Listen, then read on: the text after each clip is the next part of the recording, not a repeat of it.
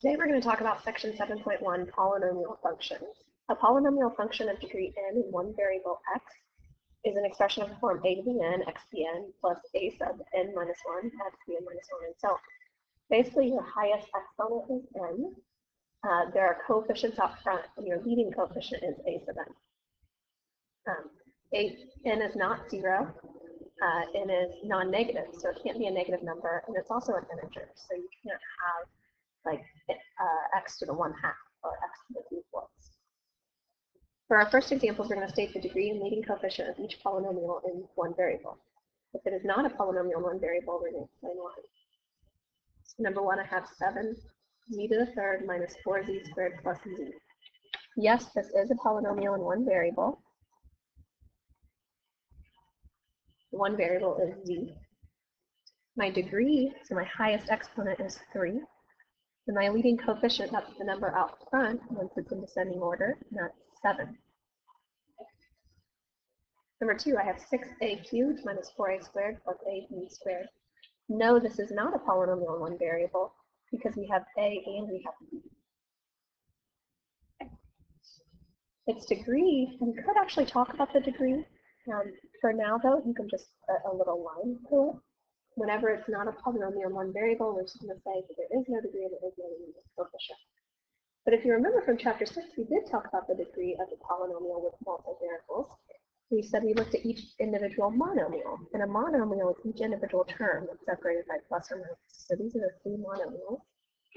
The first one has degree 3. The second one is degree 2, the highest exponents. And the third one is a to the first, b to the second. So we said it was 1 plus 2 for the degree, which was 3. So the degree of the whole polynomial would be 3. So if you guys put that for your degree, that would be 3 as well. The next one, I have 3c squared plus 4c minus 2c to the negative 1. Yes, there is one variable, but no, this is not a polynomial because we have negative 1. So we say there's no degree, no leading coefficient. And the last one, this should be y to the 4th on your note. We have 9y minus 3y squared plus y to the 4th. Yes, it's a polynomial in one variable. The degree is the highest exponent, which is 4. And your leading coefficient is kind of tricky. It's not the thing that's out front because we haven't written it in descending order yet. Our descending order would be y to the 4th minus 3y squared plus 9y. Now you can see that the number out front is 1. So my leading coefficient is 1. Now back in chapter 5 and 6, we talked about math aerobics. You guys remember math aerobics? We talked about if we had x squared and we had x minus 2 squared, x minus 2 meant we went to the right 2. So we would practice that with math aerobics and we go to the right 2. Now we're going to do the same thing for other functions. So we don't necessarily have to have x squared now. So we talk about their parents, so what the most basic one looks like. So if I have y equals x is y equals 1x plus 0. That's the y equals mx plus b form. The slope is 1, the y-intercept is 0. So I start at 0, 0, and I go up 1, right 1, up 1, right 1. It makes this nice straight line right through the origin. Y equals x squared, that's one we've worked with before. You guys know it looks like a parabola. Y equals x cubed. I always say this looks like the snake function. It comes in, it's a little curve, and it goes like that. I think it looks like a snake like slithering in the grass. Y equals x to the 4th. Now that actually looks kind of like y equals x squared. Only between negative 1 and 1, it's kind of almost flat on the bottom. It's not. It still tapers off. And it's 0, 0, and goes back up. But the difference between y equals x squared is that if I pick a number for my t-table, like 1/2, when I do 1/2 and I raise it to the 4th, it's a really, really tiny number. It's 1 over 16. So 1/16. But on my t-table for y equals x squared, if I plug in 1/2, 1/2 to the 2nd, so squared, is just 1/4. So that's bigger than 1 over 16. So anything between negative 1 and 1 is going to be really close to the axis.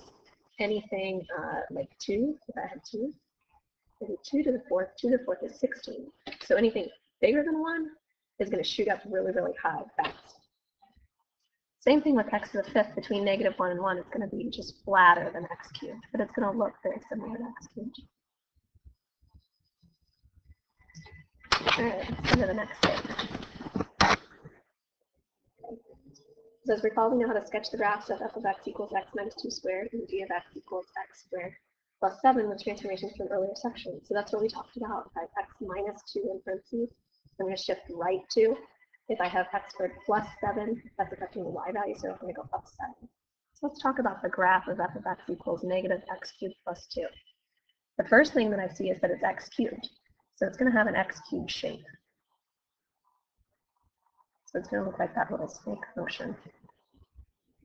The next thing that I see is that it's negative x cubed.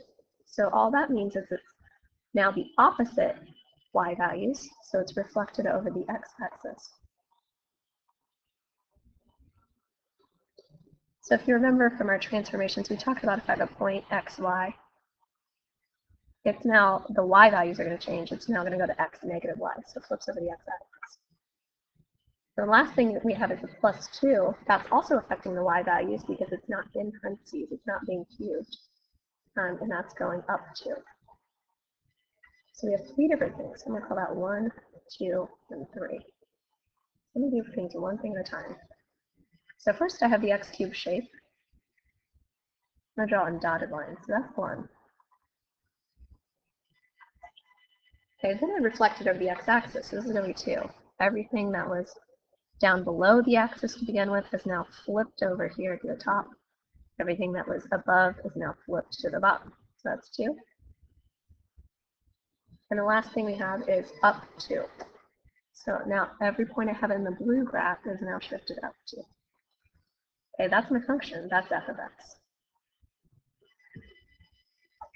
Okay, same thing for number 2. I have f of x equals negative x squared minus 4. First, I know I have the x squared shape. That's the parabola. The negative means I reflect over the x-axis again.